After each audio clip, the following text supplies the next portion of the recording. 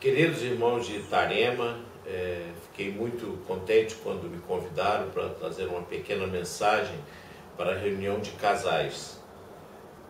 Estamos bem longe, mas devido a essa moderna tecnologia, nós podemos nos aproximar um pouquinho mais.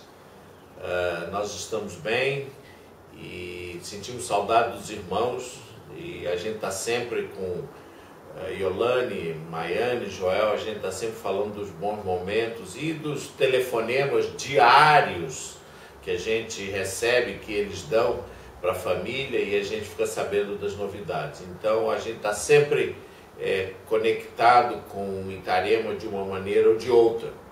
Mas entrando logo no assunto que vocês me pediram, sobre, obviamente, uma reunião de casais, sobre o casamento, né? E como respeitando as diferenças. Sabe, eu fiquei pensando muito, irmãos, quando me foi dado esse tema, que as diferenças entre homem e mulher, entre marido e mulher, foram dadas por Deus. Não fomos nós que criamos essas diferenças. E ainda bem, né, que somos diferentes. É uma bênção sermos diferentes. Mas quando um casal não tem a maturidade suficiente para entender que esse é um plano de Deus, o que acontece? O casal não cresce, homem e mulher estão sempre em guerra, e em vez de usar as diferenças para acrescentar, eles usam a competição para esvaziar o casamento. Então, vamos entender que desde o princípio Deus nos criou diferentes. Aí a gente sabe hoje em dia, né? A cabeça do homem é totalmente diferente da cabeça da mulher. Não é? As reações são totalmente diferentes. E ainda bem, né? Algumas pessoas se sentem ameaçadas por isso, mas na realidade não deveríamos nos sentir ameaçados. Não é? As diferenças, é interessante se nós observarmos na igreja, no começo, não é? As diferenças que ocorreram, e não era aí nem entre homem e mulher, era uma diferença de ideias, de teologia. Essas diferenças, quando resolvidas, quando abordadas, quando eles se reuniram para conversar e discutir, sempre resultaram em crescimento. E no casamento é a mesma coisa. Então, os exemplos que nós vemos, né, de um grande racha na igreja, aquele concílio em Jerusalém por causa da circuncisão, não é? Diferentes ideias, mas eles souberam se reunir, eles souberam debater o assunto guiados pelo Espírito. E o que aconteceu? Aconteceu que foi emitido um parecer por Tiago, e aquilo serviu para o crescimento da igreja. Não é? Vocês vejam também a diferença cultural, religiosa entre Cornélio e Pedro.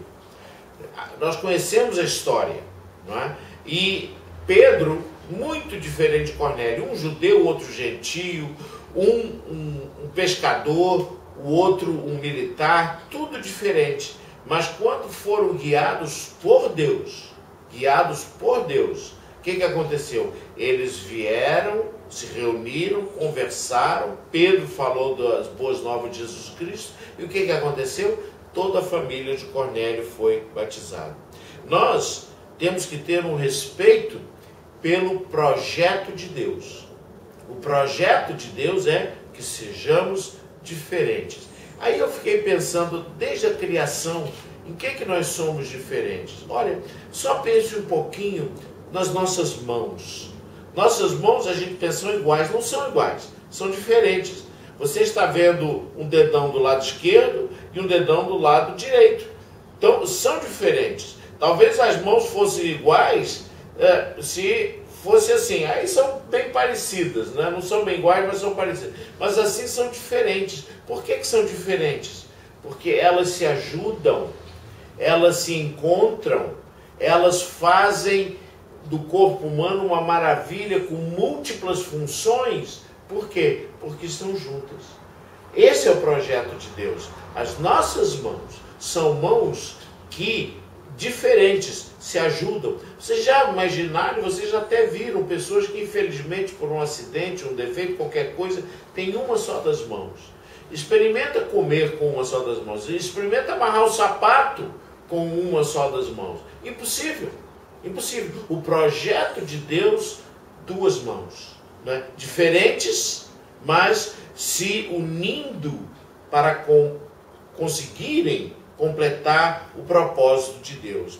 Então vejam bem, né? Nós somos diferentes por projeto, não é? Marido e mulher são diferentes. Por isso que desde a criação, lá não diz que Deus olhou para o homem, o que Deus observou no homem? Um homem incompleto. E você não completa um homem criando outro homem. Não é como eu já disse para os jovens aqui, Deus não criou Adão e Ivo, né? Deus criou Adão e Eva. Duas pessoas diferentes para se completarem. E a criação de Deus sempre é perfeita. Então, homem e mulher, quando debaixo do plano divino, o que acontece? Se completam, se ajudam mutuamente. A Bíblia diz que nós somos herdeiros juntos da salvação. Agora, é muito mais fácil chegar dois trabalhando unidos do que um caminhando sozinho. Não é? Então, amados irmãos e irmãs, vamos respeitar o projeto de Deus. Porque quando não respeitamos o projeto de Deus, o que acontece? Toda sorte de problemas. Não é? Mas por que nós não, o marido e mulher, muitas vezes, não conseguem trabalhar juntos, não conseguem se completar? Em primeiro lugar, uma das primeiras coisas que atrapalham muito é o orgulho. O orgulho é terrível. O orgulho separa marido e mulher. O orgulho faz com que um olhe para o outro com desconfiança. O orgulho faz com que eles não sejam duas mãos se ajudando uma a outra. O orgulho impede que nós possamos ser aquele casal unido, aquele casal que coopera um com o outro, porque é necessário cooperação no casamento em tudo, nas finanças, na educação dos filhos, na administração do lar, enfim, na vida espiritual. Um precisa ajudar o outro, complementar o outro. Então o orgulho nos impede de fazer isso. O orgulho nos separa, não é? Quantos casais vocês já perceberam, já notaram, que competem um com o outro? Vocês já viram marido e mulher competindo? Um querendo ser mais popular que o outro, um querendo ter uma carreira profissional melhor do que o outro, um querendo ganhar mais dinheiro que o outro. E a coisa chega a tal ponto que eles até competem. Vejam bem que coisa doentia. Eles até competem pela afeição dos filhos. E aí eles estragam os filhos de uma maneira terrível. Por quê? Porque não trabalham juntos. Por causa da competição. Por causa do orgulho. Não é? Então, os filhos acabam sendo estragados pela competição dos pais, que em vez de cooperarem, competem. O casamento não é uma competição, mas sim completando uns aos outros. Então, amados, vamos em primeiro lugar entender, não é, que o orgulho e a competição não tem parte no nosso casamento. Não é? Uma outra coisa, e talvez até volte a falar um pouquinho sobre isso daqui a pouco, mas uma outra coisa que causa bastante separação no casamento, estresse, problemas, é o problema do medo. Não é? Medo que eu seja menor do que o outro, maior do que o outro, que vem a dar também naquele ponto que acabamos de falar na competição. O medo nos impede de nós nos completarmos, porque o medo faz o quê? O medo nos isola, o medo nos separa, o medo faz com que a gente fique num cantinho encolhido, não é? E a gente acaba não desfrutando do projeto de Deus, que é um se completando ao outro. Não podemos ter medo. O projeto de Deus funciona quando nós agimos como Deus quer. Né? Então o medo é um problema. Um outro problema muito grande para que nós possamos respeitar as diferenças que Deus nos criou com elas é o machismo ou feminismo. Né? Os dois são doença. O machismo, o problema é que o machismo ou o feminismo são doenças terríveis. Por quê? Por que são terríveis? Porque a maioria dos machistas acha que não são machistas. Esse é o problema. Eles não entendem que eles estão sendo machistas, que eles estão desrespeitando suas esposas, ou as feministas estão desrespeitando seus maridos, né? E elas dizem, não, eu não sou, eu apenas estou buscando meus direitos. E os machistas dizem, não, eu estou apenas procurando fazer o que a Bíblia diz. Isso é conversa. Nós estamos deixando a cultura nos influenciar com machismo ou feminismo. Não é? E o que acontece? Nos separamos. Não entramos em acordo no projeto de Deus, que é nos complementarmos. Não é? Quando isso acontece, não nos complementamos, nos separamos. Não é? Porque um quer dominar o outro. E voltamos de novo ao assunto de competição. Voltamos de novo, né, ao assunto do orgulho. Né? Nós não respeitamos. O machista, por mais que ele queira negar, ele não respeita a sua esposa. E a feminista, por mais que ela queira negar, ela não respeita o seu marido. Então, nós precisamos entender, irmãos e irmãs, não é? Que no casamento perfeito, onde Deus reina, onde o Espírito guia, não existe lugar para machismo ou feminismo. Isso é um bom assunto para depois vocês conversarem e estudarem em outras ocasiões, não é? Mas é muito feio quando o marido é machista. As pessoas de fora percebem, só ele não percebe. E a feminista também. Ela quer dominar, e uma coisa mais feia que existe quando uma mulher tenta dominar o casamento. Não é? É terrível, é terrível. Você nota claramente que aquele não é o plano de Deus. Não é? Da mesma maneira como o homem que é o dominador do casamento, aquele não é o plano de Deus. Não é? Então vamos pensar muito bem nisso, vamos examinar a nós mesmos, para ver se nós não estamos sendo machistas ou feministas.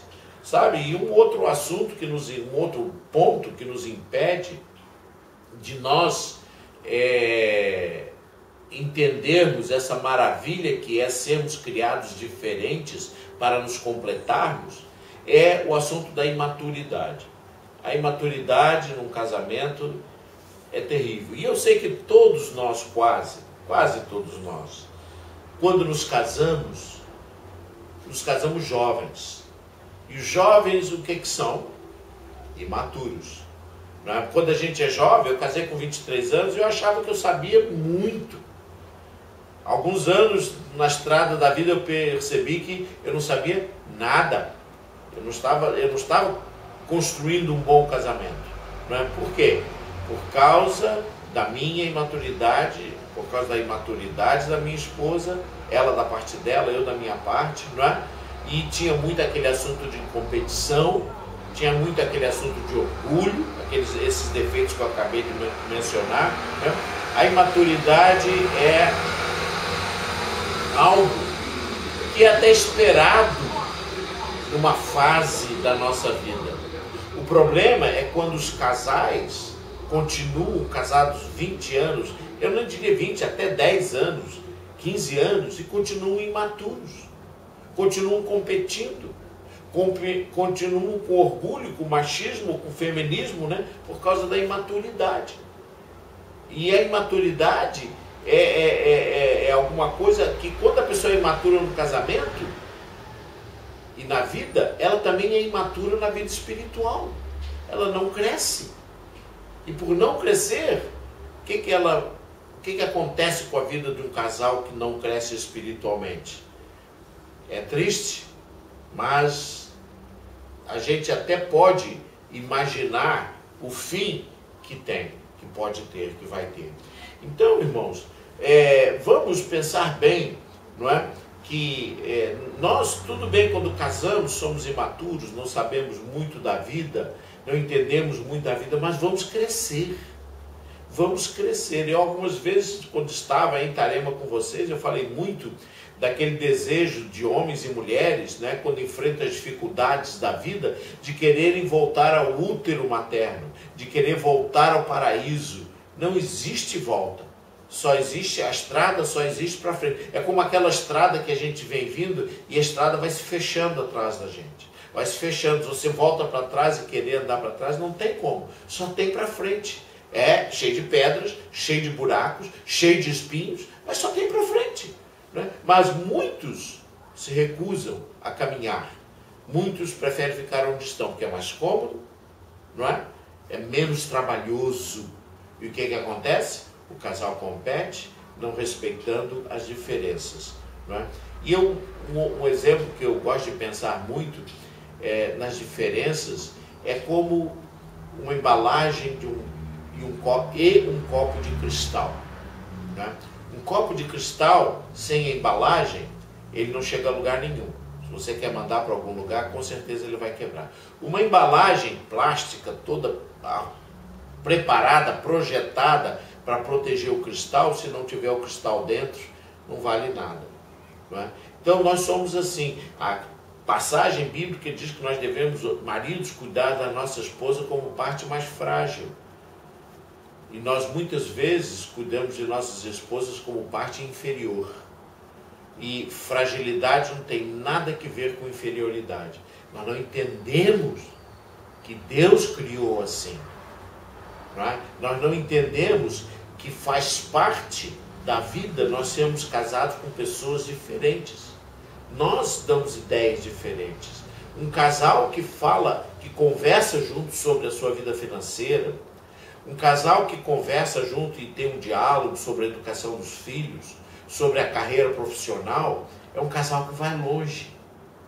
Mas um casal que compete entre si não vai a lugar nenhum.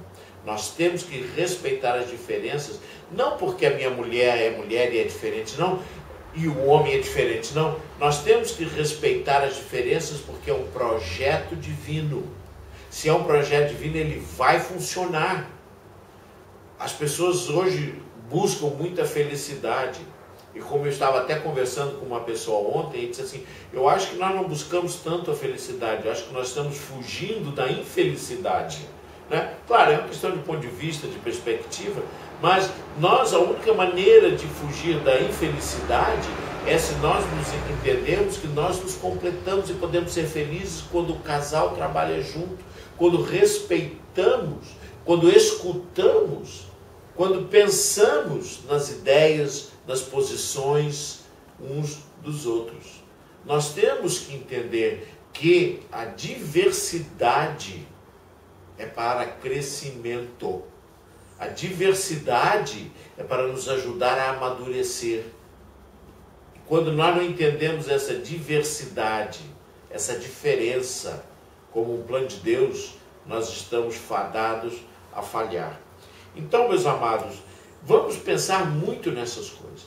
Acima de tudo, somos diferentes porque Deus planejou assim. Temos ideias diferentes porque você imaginou que Deus criou o cérebro da mulher e do homem diferentes? Né? Que coisa maravilhosa é o cérebro de cada um. Que coisa maravilhosa é como nós vemos as coisas diferentes. E quando somos maduros, essas diferenças se completam. Essas diferenças formam um casal unido, que trabalha junto em harmonia. Quando nós não respeitamos a criação de Deus, quando nós não respeitamos essa ideia, esse princípio de que Deus nos criou diferentes para o bem comum, nós vamos falhar. Com certeza vamos falhar. Então, de hoje em diante, procure ver por que a sua esposa é diferente, ou o seu esposo é diferente. Veja as coisas diferentes que ele ou ela tem e tente aproveitar tudo para o bem comum, para o crescimento. Então, irmãos, sempre pensem, somos diferentes porque Deus projetou assim para o nosso crescimento. Nós temos que escutar uns aos outros, temos que meditar em como somos diferentes e como usar isso para o bem comum. Se você está vivendo só pela sua cabeça e rejeita o seu esposo ou a sua esposa, as ideias deles, os entendimentos dele, com certeza será um casamento falido. poderá até manter uma aparência, mas dentro ele será falido. Então, pensem nisso. Pensem nisso. Você é diferente, porque Deus projetou assim. Respeite o projeto de Deus e use o projeto de Deus para o seu crescimento. Que Deus os abençoe, que Deus os ajude nessa caminhada, porque é muito difícil nós nos negarmos a nós mesmos.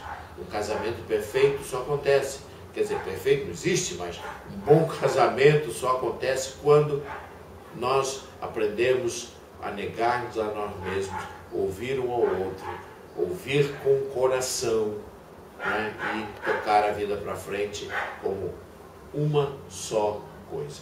Que Deus os abençoe. Abraço e beijos em todos os irmãos e irmãs. Na paz do Senhor. Amém.